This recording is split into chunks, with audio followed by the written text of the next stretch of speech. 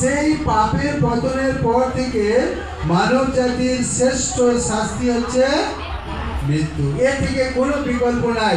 সেই জন্য খ্রিস্ট তিনি মরলেন, আর কি হলো, তিনি জীবিত হয়ে উঠলেন।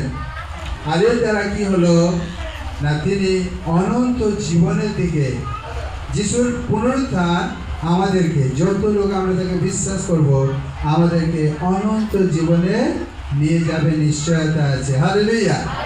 কারণ কি, দেখো, বুদ্ধির দ্বার খ্রিস্ট যদি না খুলে দেয়, শিক্ষিত হলেও বুঝবে না। যত দিন রাত বাইবেল পড়েও বুঝবে না। কারণ কত বড় বড় পণ্ডিত লোক আছে যারা বাইবেল পড়ে, বাইবেল মুখস্থ, আমাদের চেয়ে পদ মুখস্থ আছে। সেই জন্য প্রভু যিশু বলেছেন, আমি মূর্খদের মনোনীত করেছি যেন জ্ঞানবানেরা লজ্জা পায়। হালেলুয়া।